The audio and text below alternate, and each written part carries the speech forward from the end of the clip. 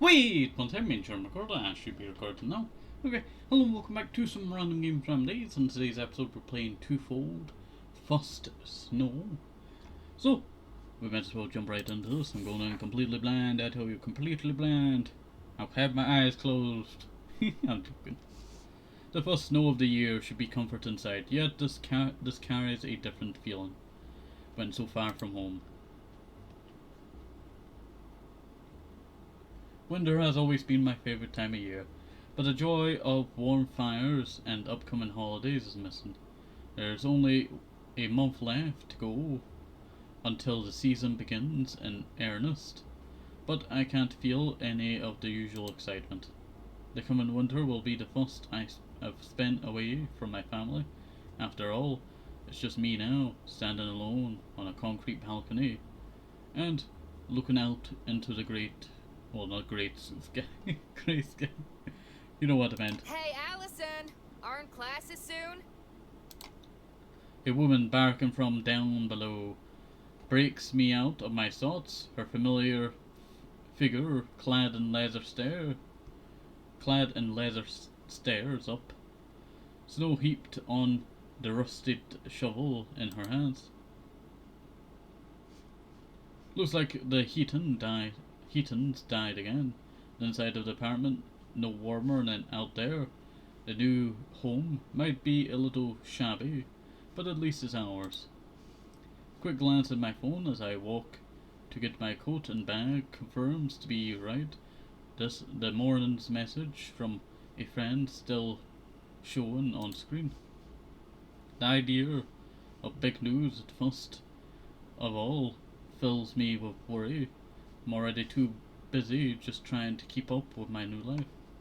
Big news, Ali. Tell you later in bio. Yay. With time marching on, I quickly slipped the phone back into my coat and set off for the stairs. I shouldn't have a problem making it to class if I keep at a good pace. The busy. You know what, I don't think I've seen this word properly written out, you know. Shoveling woman is still working away, her efforts obvious to see. The snowfall's been impressive for a single night, but a good amount already being cleared. Her heavy breath visible in the cold air. Wait 1 second. In the cold air. Keeping a brisk pace as much to get to my classes on time as it is to try and warm myself up. I try to wave a quick goodbye, so as she won't let me go without giving her 2 cents. So, as she puts her shovel against the wall and takes a good stretch. Morning, Rose. Morning, Rose. Working hard already? Hey, someone's gotta do it. Not like those useless lumps will. You know what, I love the voice acting in this game. I did actually... I went backwards. I could actually tell that there was a volume setting for each person.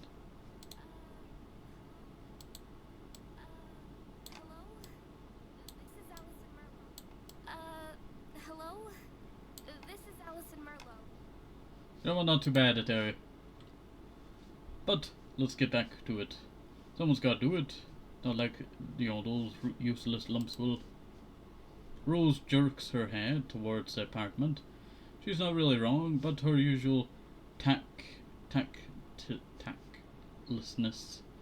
is on full display. You all bundled up? Looks like winter's coming early going by the paper. Hey. I'll be fine, don't worry. Just take it easy on the way there, right? I will. A weak smile is her response as I start off down the road. Start off down the road. She knows that I'm alright. Oh, I'm right.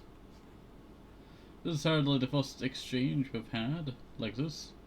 Every morning, Rose comes up with something or another to definitely not be concerned about. I don't mind though. That kindness is one of her better traits. With The weather's been getting steadily colder for a while now. The few workers brave in the morning chill are slowly making their way down to the bus station for work. Those staying behind grumbling as they shovel snow from the roofs of their cars and their driveways. There aren't many students down this way. As I walk, however, the student a commotion, commotion, filled up fast, and the near accommodation, student accommodation, filled up fast, and nearby apartments were all rented out soon after that.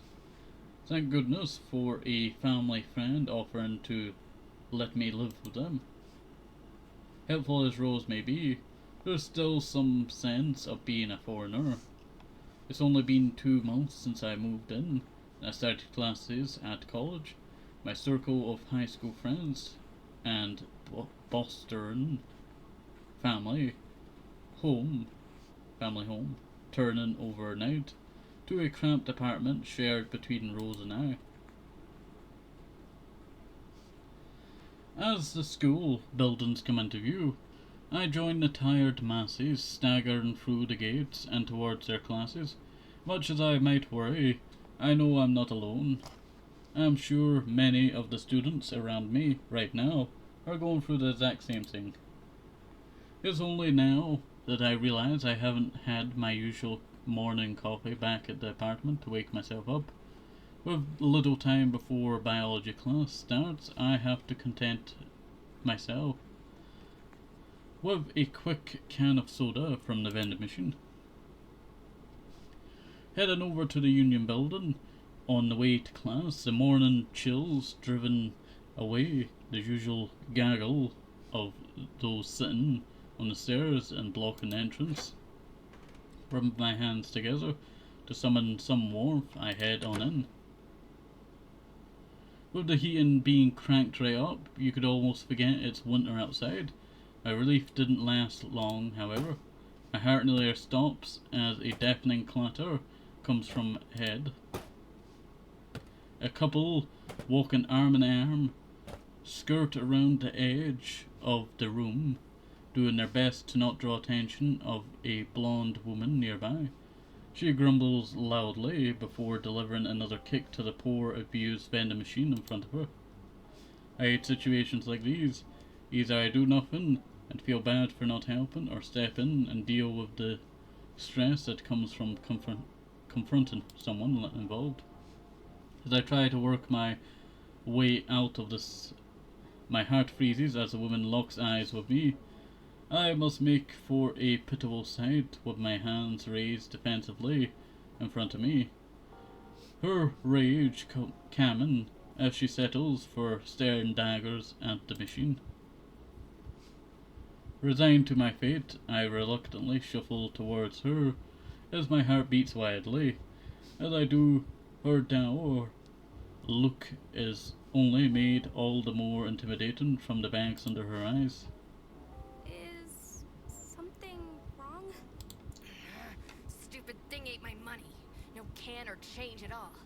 Threw $5 in there too. I hate when that happens. The vending machine here messes up sometimes. It's usually better to go through to the cafeteria for drinks. They should fix it then. Recounting the events only serves to stir up her annoyance. Another foot being jammed into the accused. The horrible noise makes me cringe again, and I'm starting to worry she'll hurt herself as much as the machine Don't itself. kick it again? Why not? Thing's already broken, isn't it? Want to say I'd rather not get in trouble with the cell, but I get the feeling that wouldn't faze her. Reviewing my options as quickly as I can. There's only one solution I can think of that might settle her down. Probably shouldn't, but if nobody's paying much attention. Which drink did you want? She gives me a curious look after I manage to squeak the words out, but eventually I points. was just grabbing a lemonade on the way out. Could you turn around for a moment? With great reluctancy, she turns away as I ask. I doubt she could work out what I'm doing by looking, but it's better to be safe than sorry. Closing my eyes, I silently mouthing the right sequence to make sure I don't mess it up. I go about my business with any luck. The software inside hasn't been updated since I last tested this. A long sigh of relief passes my lips as the vending machine rattles away, loudly dumping a can into the small opening. Holding the can before the blonde woman's face, as she turns back around, my reward is a somewhat impressed expression as she takes the item. Now that she has her drink and a chance to get her frustration out of her system, she seems to be calming a little. Her height doesn't help her look any less intimidating, no. With that, I consider the matter settled as I nod and begin to walk away. Only as I leave do I realize my heart's racing after having to deal with her. Hey, wait up! Hey, wait up. Reaching for my instinctual response, I pretend not to hear her as I skitter away and disappear back through the entrance. The cold hits me like a wall. As I leave through the door, I hardly mind having a sigh to steady myself. As I head towards classes, I only remember now that I intended to grab a drink myself, but fiddling with the machines probably made me too late. The empty campus grounds makes me nervous, making me take my phone in my hand to check the time. A quick glance is all I needed to send me dashing towards Science Building.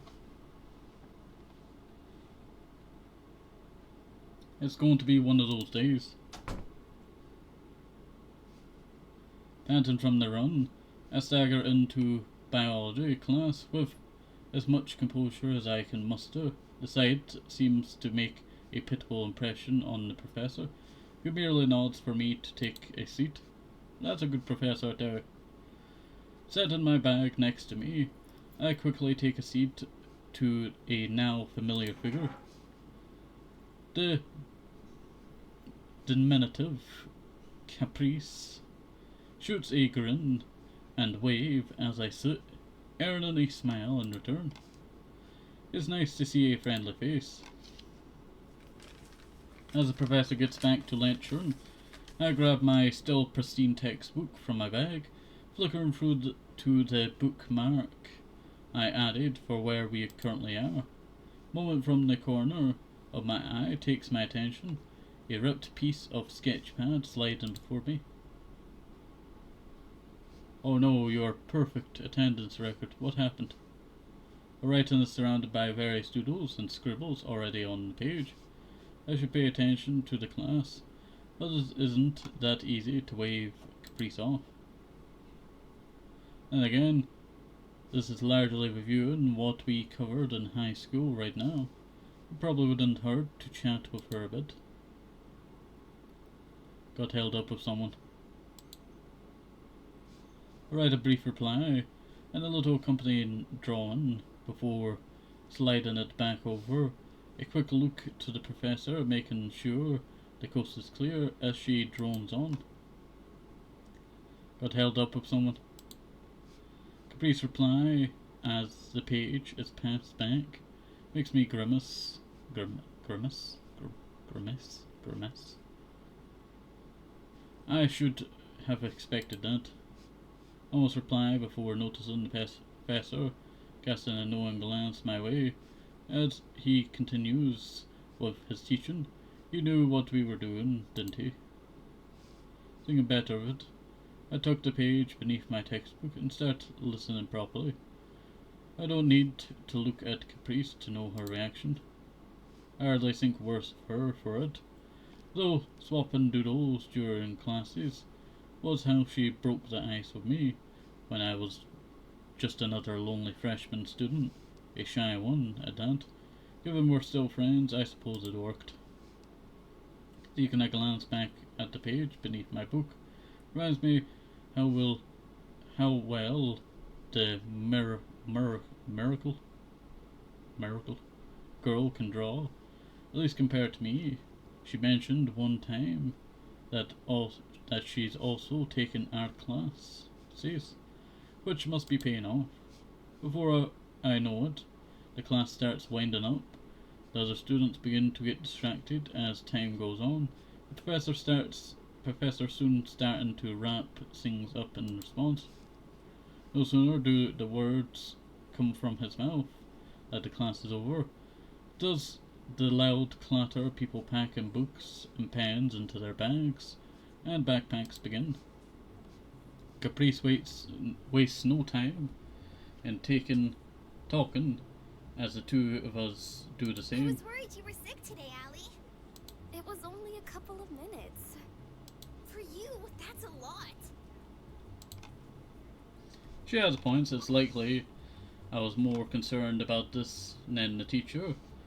After near perfect attendance through high school, though, the last thing I want is to set a bad expectation from the staff here. Setting that aside, I'm not sure the professor really likes us passing notes to each other in class.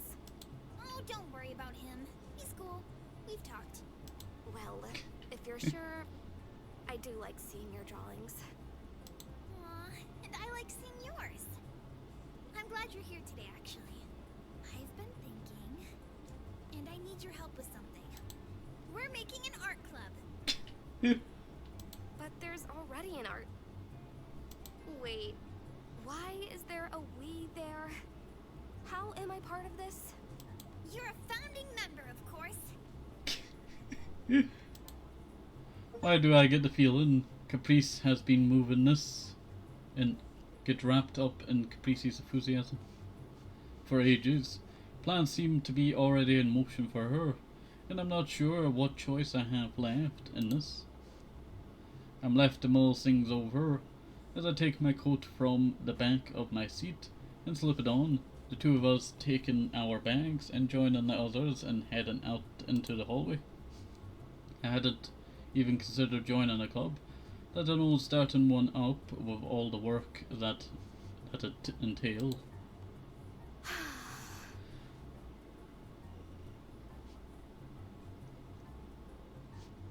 I can help, but I have my schoolwork to concentrate on, you know. Getting a scholarship wasn't easy, and I'd rather not waste it. Right. You were majoring in chemistry, weren't you? I give a nod. I bet a slightly guilty one. Not that I dare have told my family, but I only picked chemistry because I happened to be good at it. Like most things in life, I just went with the default option before me. This Caprice seems to have moved on from me being a part of this. I have enough going on in my life between moving to a new home and studying for college to think about spending time in clubs and things. I'm surprised you're taking biology classes. To be honest, aren't you more into art? It's hard to pick a favourite, but right now, bio is just the entry level stuff. It's so boring, right? Talk to the professor, though we're getting into some marine life chapters soon. That seems very specific. It's the most interesting part. I gotta focus hard when we get there. I plan on making it my major. So even a free spirit like Caprice has something she's working towards. It seems I can't get away from how much of a messy life my life is, with no idea what I want to do for a career. The two of us head outside with our next classes in the other building. As we do, I look about warily as students from other classes pass by, rather not bump into that angry woman again. Who were you held up by? Well, held up with, anyway. Bump into a friend? That would require there to be another beyond her in the first place. She's about the last person I'd call a friend. Kind of scary, actually. She might have been asking out of small talk before, But now I have her full interest with reluctancy. I think back to the event. Not sure if you know her. Tall, blonde, green eyes, very sharp look, with high boots, kinda pretty. Now that I have time to think it through, she was quite beautiful, and more than her body too. I like her sense of fashion. I think I know who you're talking about actually. You do? Yep, our other founded member. She hasn't dropped the idea of me joining at all, and now wants her of all people to be part of this. My action to the news is apparently shows on my face. If we're thinking of the same person, I've seen her around, and I've heard some things. She floats around the art department a lot. So the other art club tried to grab her. She didn't even pretend to consider it, just told them to get lost. Which means she's still free. If she already rejected one club, why would she join another? Exactly. Because it's led by me, of course. I just sigh. I need to get to my next class. Being late for one today is already too much. Resigned to my fate, I wave goodbye and start to head off. Not more than a couple seconds later, I hear her calling out behind me. Before you go, meet me on the second floor of the arts building after class, okay? We need to get started on finding a club room and stuff. Looks like I'm going to be part of the scheme, whether I like it or not. Dealing with that woman again makes me shudder, but she'll surely just reject caprice, and that'll be that. You know what, I will save. There we go. As I do not want this to be too long. So, hopefully you've enjoyed this so far. Have a nice day, safe, hope visible, keep ferocious, keep vitamins, very important, and bye bye, see you next time, bye bye, see you, bye bye. Also, if you want part 2, let me know in the comment section down below.